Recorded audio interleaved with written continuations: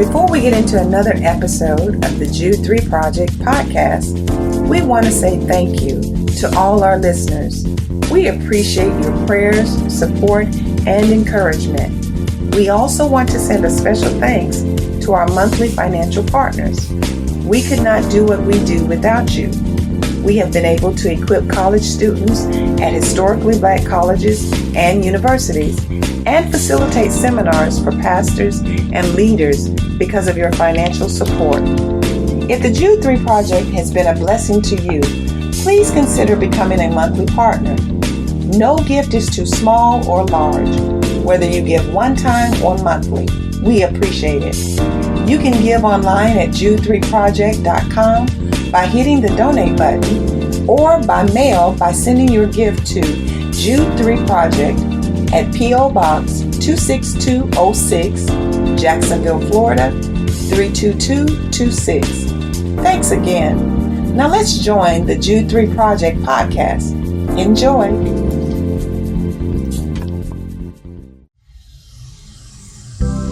Hello, welcome to the Jude 3 Project podcast. I'm your host, Lisa Fields. I'm the founder of the Jude 3 Project.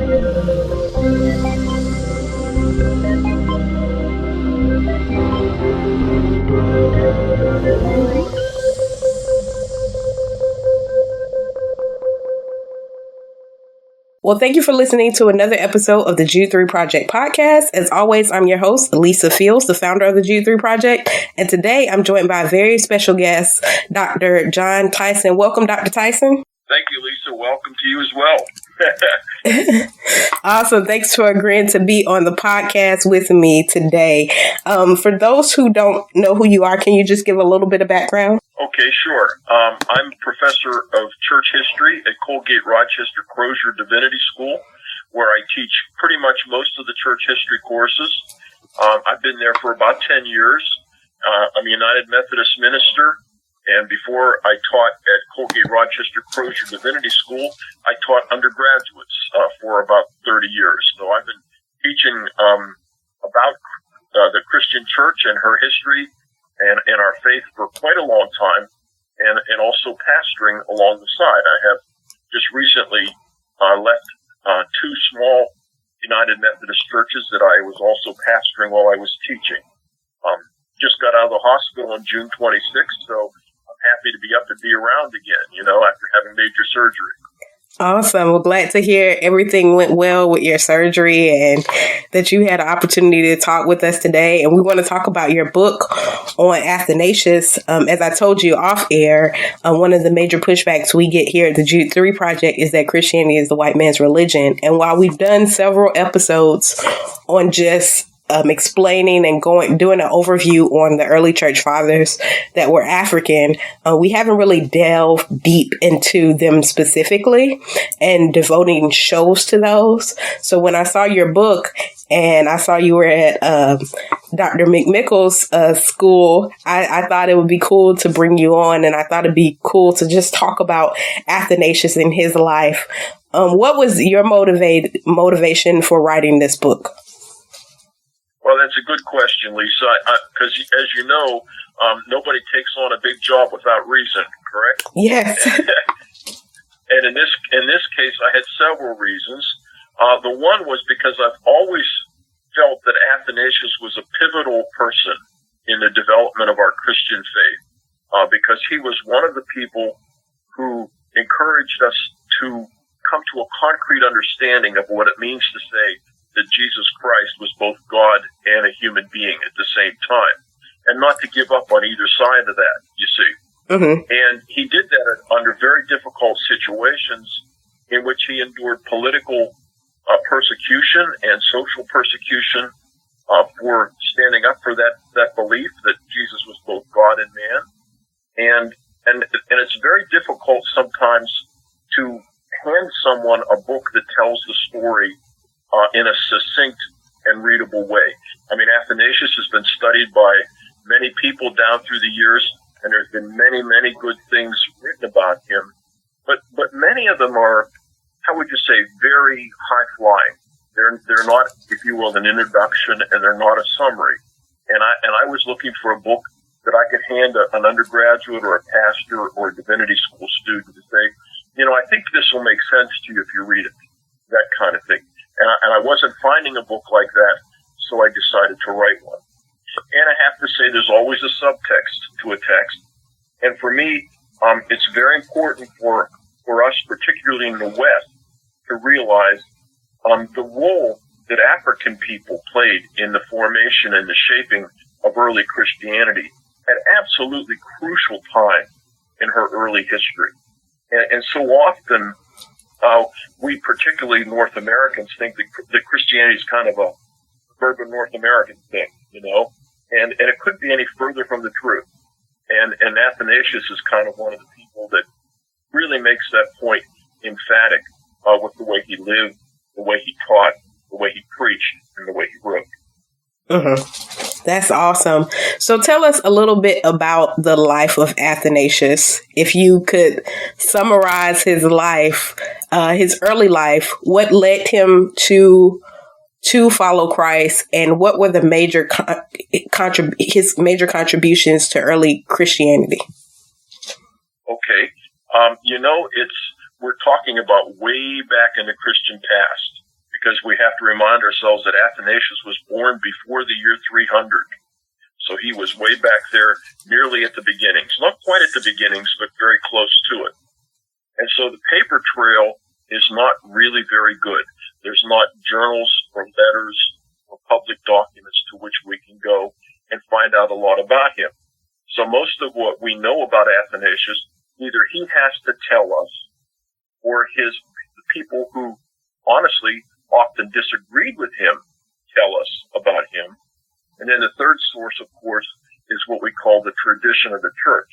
And those are those stories that are passed down hand to mouth, and eventually written down sometime later than the original event occurred.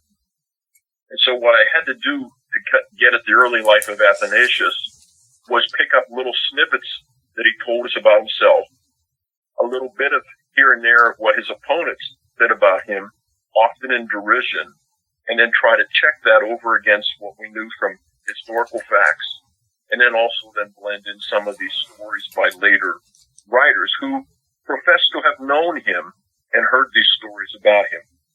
So with that background in mind, it's my belief that Athanasius was born at a time of very severe persecution, just before a time of very severe persecution under Emperor Diocletian, in which Diocletian decided to exterminate the Christians in North Africa. And he made it punishable to simply own the scriptures. And many Christian women and men were put in jail, were tortured, and some large numbers of them lost their lives, either because they would not turn in other Christians to be arrested and questioned, or because they would not give up their Bible portions. Very few people owned a whole Bible. Those were more the property of individual churches, but many people had portions of scriptures. And so he grew up as a Christian, I believe, in a Christian home during a time of very severe persecution. The earliest recollection we have from anyone who knew about him goes back to when he was an early, maybe a preteen, and the story goes this way. The Bishop of Alexandria, Egypt, who was a very important man, kind of like the Pope, if you will, of that region, was looking out of his window of his house one day along the seashore there in Egypt. And he saw some children down on the beach. And something caught his attention, and so he watched them closely, and he realized they were playing church, if you can imagine. Of all the things for kids to play, playing church. And the one child, maybe a preteen or an early teen, stood up and gave a sermon, and he could tell by the way that he was gesturing and hear some of the words and so on, and that people and the kids listened and so on. And then he wound up baptizing all 4 or 5 of the kids that were there with him. And with this, the bishop looked out the window and he said, I want to talk to that young man. And so he sent one of his assistants down along the seashore there and brought Athanasius into his home as a young man and talked to him and wanted to know, well, what do you know about Christianity? What do you know about your faith? And the young man knew so much about his faith and what it meant to be a member of the church and make a profession of faith and be baptized, even in these difficult times, that the bishop said, those baptisms you did down there in Seashore, I validate them. They are authentic. Those young people belong to the Church of Jesus Christ. And that's a very extraordinary thing in a church that was as liturgical as the church was at those times, because Athanasius wasn't ordained. He hadn't been to divinity school. He hadn't been elected pastor, none of those things. He was just a young man who had a heart full of faith and apparently the way he acted, a very strong call to share the gospel with others. Uh-huh. And so he became sort of a foster son to the Bishop of Alexandria, Egypt, whose name was Alexander, and he grew up in close friendship and association with him. And as the bishop became older, I think it's fair to say that Athanasius was kind of mentored to be his successor, which ultimately he did. So his early time there was kind of shaped by, I'm sure, a faith in his home, although we don't know anything about his parents per se, because why else would he be playing church down there along the seashore, right? Mm-hmm. He had to have that in him already, from some parental, I think, source. And yet he was also nurtured in his faith by a father figure in the church and by this loving church community there in Alexandria, Egypt. That's awesome, because I think it's funny because I played church growing up, so it's cool. But my father was a pastor, so that comes along with being a pastor's kid. So it's cool to know that Athanasius was doing the same thing. Yes, he was, and at a very early age, and that deep Christian faith was already in him, and I can only assume it came from his folks, his parents. Mm-hmm.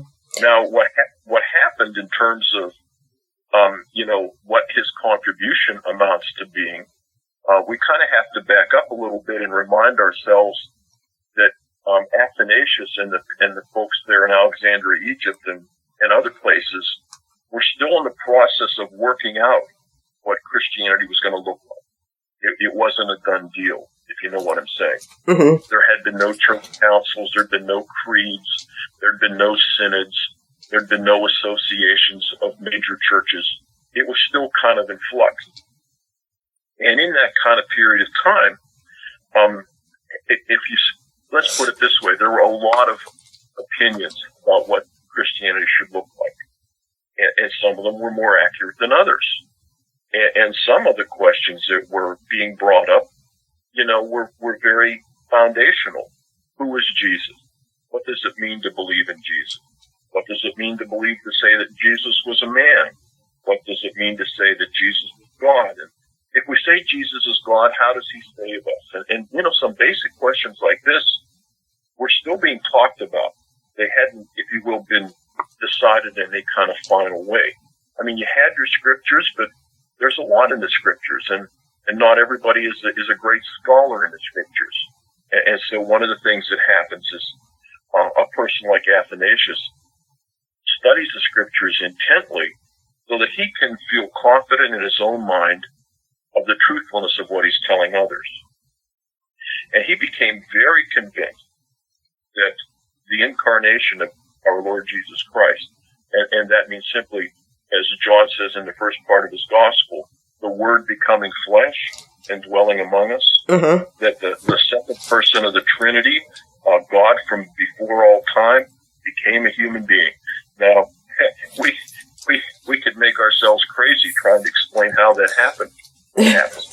But for Athanasius, that is the core of the whole truth about Jesus Christ, that the Word became flesh and dwelt among us, that the second person of the Trinity became a human being, and as he said, to save us, we would put it in our contemporary language, and he said it this way: he became what we are to make us what he is.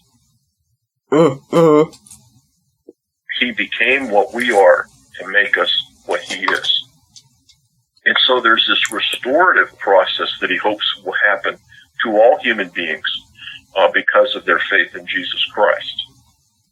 Well, while Athanasius is in this process of discernment and learning and growing, a very important and very challenging alternative way of looking at Jesus Christ also sprang up there in Alexandria, in the very same church, if you will.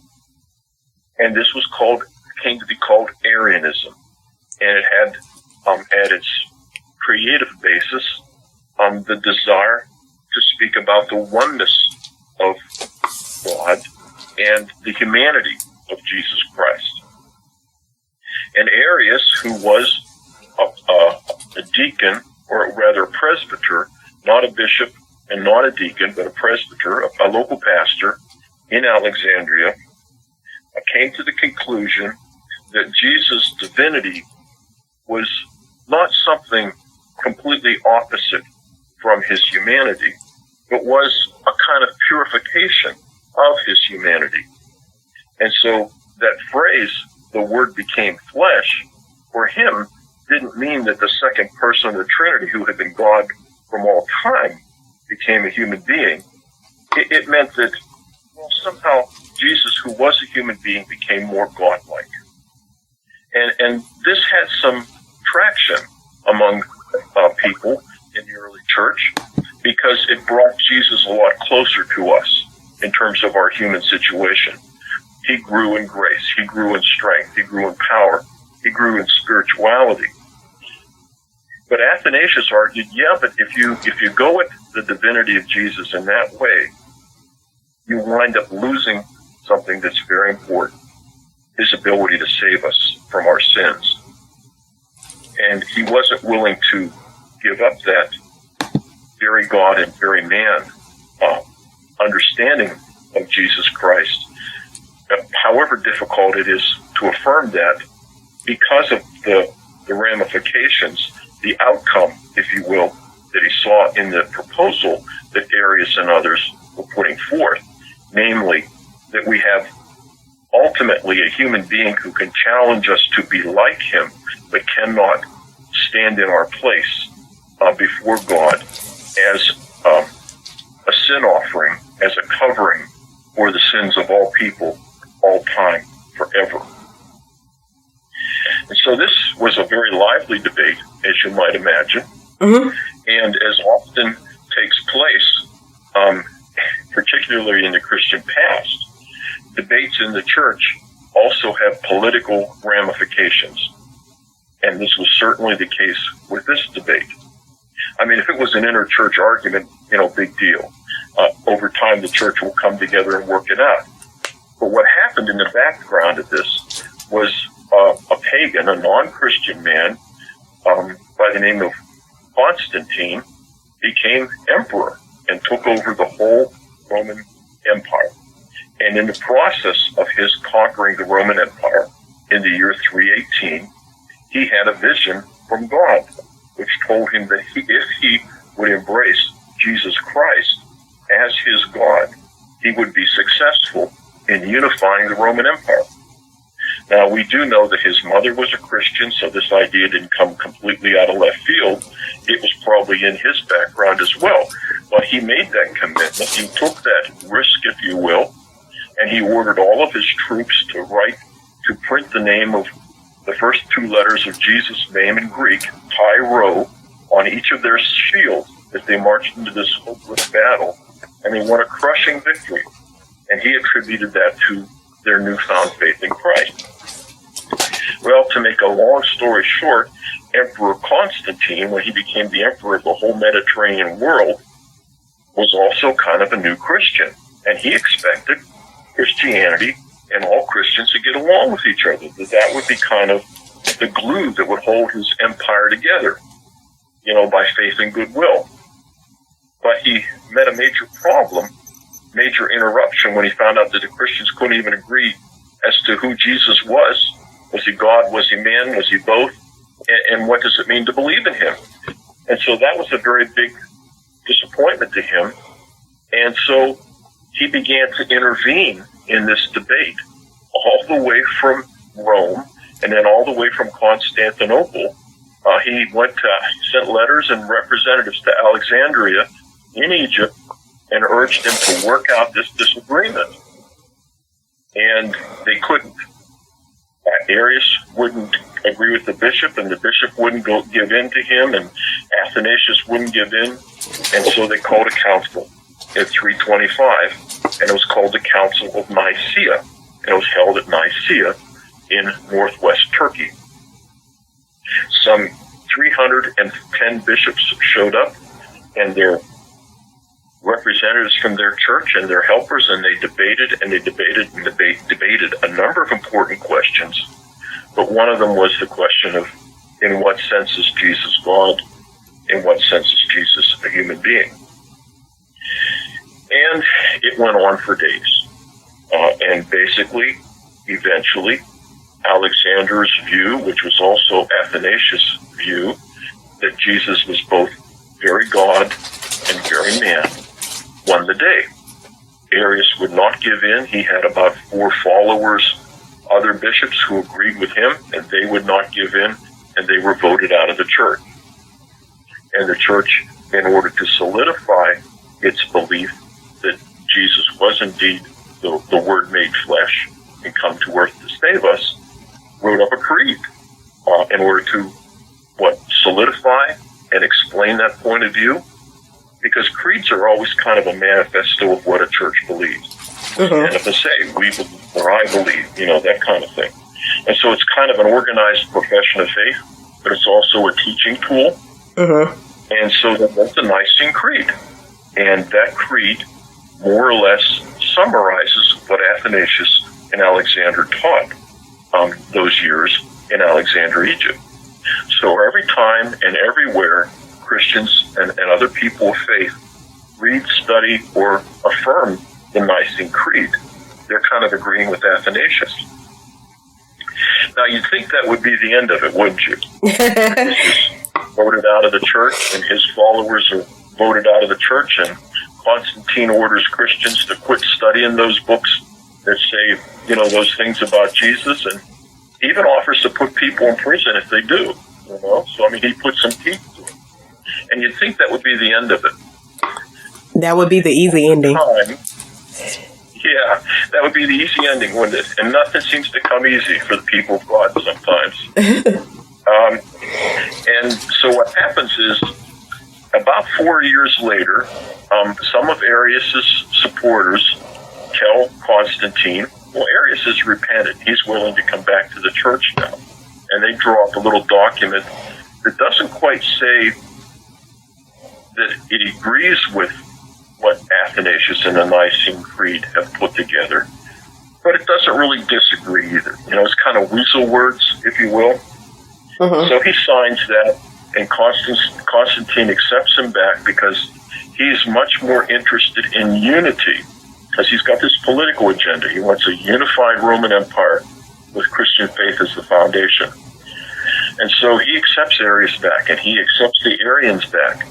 And this causes all kinds of turmoil within the church, because here you have this political decision being made kind of outside of the church that affects church life and church doctrine, church practice. Mm-hmm. And he writes a letter to Athanasius, who was now bishop in Alexandria, and tells him, you have to receive Arius back. And Athanasius writes Constantine back, and what do you think he told him? No. I don't have to receive him back until I'm convinced he believes that Jesus is really God. And he wasn't convinced of that. And so they wrote books, and they preached sermons, and they talked back and forth. And it came to no end. And basically, Constantine orders Athanasius to be kicked out of his position as bishop, and he is. And he has to go to Western Europe, in Gaul, between France and Germany, and spends several years there. Well, when Constantine dies in 332, and one of his sons becomes an emperor, and actually 3 of his sons divide up the rulership, and one of them agrees with Athanasius, one of them is undecided, and one of them agrees with Arius. And so for the next 50 years of Athanasius' life, depending on who is in charge in the empire and what their religious views are, he is either welcome to be bishop back in his church in Alexandria or not. And he is kicked out of Alexandria, if you will, an exile and persecuted and liable to be harmed or imprisoned 5 separate times because he will not bend to political pressure on the question of whether Jesus is truly divine or not. That's quite an amazing record, I have to say. Mm-hmm. Yeah, it is. And it tears down that theory. There's a theory that Athanasius was in cahoots with Constantine to affirm Jesus as God. But you see with how Constantine treats Athanasius after he won't accept Arian, that he is not in cahoots with him. If he was, he would have bowed down. Exactly. Constantine wanted what he wanted, and when he didn't get it, he reacted as a lot of people with ultimate power, or people who think they have complete political power, react. They want their way, so to speak. And so he not only did he persecute Athanasius, or at least make it very difficult for him, put it that way. But then that was succeeded through his sons and through a series of emperors after him. And so it is interesting to see how even way back in the past, political entanglements were not particularly good for the church. And yet we can't let society kind of go ahead and just do the devil's work, if you will. So we have to be involved. It's a very complicated matter for a people of faith, is it not? Yeah, it is. There's one nickname for Athanasius that I've heard, the Black Dwarf. Yes. How did he get... Yes, that was... Go ahead. How did he get that nickname? Now, some people would argue, I've seen some debates on the internet that wasn't his nickname. What would you say to that? That nickname was given to him by his opponent at the Council of Antioch, I believe, and it's recorded in the standard church history book written by Justo Gonzalez, who happens to be a Hispanic man. He dug that nugget of truth back out of the past, and kind of put it on the front pages of his textbook about 20 years ago. And so there is no question. What does it mean to say he's a black dwarf? Obviously, he's a person of color. He's a black, dark person, North African person, and he was a small man. And he has been reflected that way in art down through the years. And commentators really since the last 20 years they've said, he was probably Coptic, which is kind of, I don't know, a non-risky way of saying he was black, if you know what I'm saying. Mm-hmm. Alexandria, Egypt, was made up of many racial and ethnic groups, but the indigenous people in North Africa were Coptic, and they were dark people, and they were intermingled and mixed with other people, and so there was really quite a melting pot of cultures and races and populations in Alexandria. But ever since the 3rd century BC, Alexandria had been a Greek colony. And so there were a lot of aristocratic people in town who were more Greek than they were African, if you know what I'm saying. Uh-huh. So there was kind of layers of society. So to say that Athanasius was Coptic is to say that he was from the wrong side of the tracks, if you will, in terms of being an aristocratic leader type person in the church. And yet his ability and his skills kind of negated all that because of his ability and his faith. Mm-hmm. So what would I say to people who disagree with that? I guess you'd have to ask, if he wasn't African, if he wasn't Coptic, then why did the Coptic monks come all the way out of the desert several times and give him a safe place to stay with them when he was, under political persecution. Invariably, it is the Coptic people, the African people, who stood with Athanasius throughout some of the difficult times, and also people of the church. But, they actually physically came to Alexandria to defend him, several of them, St. Anthony of the Desert and several others, and actually invited him to come stay with them at deep peril for themselves. So, it seems to me that his identification with the Coptic people indicates that was his heritage. And then we also have these various pronouncements from his detractors about him being black or him being small, the kind of things that people hurl at you, at a person who can't beat your ideas. They try to beat you down with other words. Mm-hmm. And that clearly happens again from time to time. Mm-hmm. What were the other major doctrinal contributions that Athanasius made? Because oftentimes we just hear about the Council of Nicaea and the deity of Christ. Correct. I would say that the main contribution he makes is an understanding of how what we say about Jesus Christ affects how we think about our salvation and our relationship with God. And it seems ridiculous maybe to us today to have to point out that that's an important connection to make. But it is Athanasius who wrote one of the best discussions, one of the best books on how what we say about Jesus affects how we understand our relationship with God and the way we live our lives. And that, it seems to me, is kind of where we all live, we all want to know, well, how do I live my life if I'm a person of faith? And how does what I say about Jesus affect the way I live my life? And so it's not just these high-flying religious ideas, these truths that he, hammers out and seeks out and standardizes in writings and with his help in the Nicene Creed. But it's also this basic understanding that Jesus Christ came into the world as God's solution to the human dilemma, and that by embracing Christ, we are able to become like him and be transformed by our faith in his death and resurrection on our behalf.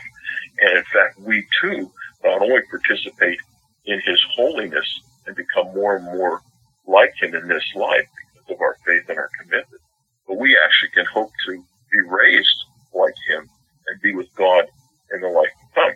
And that's a pretty big package to pull together, I would say. Mm-hmm. What was the end of his life? Like, how did he leave this earth? He died of natural causes as a very old and worn out man, and yet he did not get to see the ultimate triumph of the truths for which he labored so very long. He died in the late 370s, I believe, and his, if you will, the victory of his point of view was not standardized and enforced till 381. So he was kind of like Moses in a way, Moses led the children of Israel all the way up to the edge of the promised land. Well, he wasn't able to cross over into it himself. And that's exactly what happened to Athanasius. He died before the final victory was won, but gave the church the tools, the energy, and the example of what it takes to carry through to the final resolution of what it is we believe. For you to make that connection, I think is really good, because I think a lot of things we think about heroes like, Moses or Athanasius or Martin Luther King that didn't quite get to see the fulfillment of their work. And think about, Hebrews and the hallmark of faith and all those who didn't quite obtain the promise. So it's very interesting that it seems to kind of work like that a lot of times. It does. When I was researching that about Athanasius, I did think of Dr. King as another person who was like that, who prepared the way but didn't quite enter in himself. Mm-hmm. And that's a tragedy in a way, but it also encourages us to carry on, in their place. Mm-hmm. Yeah, it does. And I guess it's kind of humbling too, for humanity to remember that even though God uses us to do the work, He will continue the work with or without us. It's a good point, isn't it? Uh-huh. That how we see the work is always bigger than any one person, isn't it? Yes, that's so true. So how can people get your book, The Great Athanasius, an Introduction to His Life and Work? Amazon.com is handling it, so you can get it with a couple clicks and a credit card. Okay. Well, are you on any social media? I'm on Facebook. Okay. So, folks. And I wanted to mention the book is published by WIF, WIPF, and Stock in Eugene, Oregon, and they would be happy to send you a copy, publisher direct. If you call them or email them, if you don't, do Amazon.com or something like that. I also know that Barnes & Noble carry it, but they generally you'll have to order it. It's not a book they think they're going to sell a couple hundred copies of, in each store, so they don't bring it in. Mm-hmm. Well, I thank you, Dr. Tyson, for your time and your great insight. I know I learned a lot, and I know our listeners have learned a lot, too, from listening. Well, I thank you, Lisa, for inviting me to do this, and I really wanted to not only encourage people, obviously, to look at my book, but to look beyond that to Athanasius and the Lord that he served. And Athanasius' book, it's entitled The Word Became Flesh, on the Incarnation, and it's out in a very readable edition that was edited by C.S. Lewis, and that's certainly a good place to start to get to know on the Incarnation. Awesome. Thank you so much for listening to another episode of the Jude 3 Project podcast. I hope you enjoyed this episode.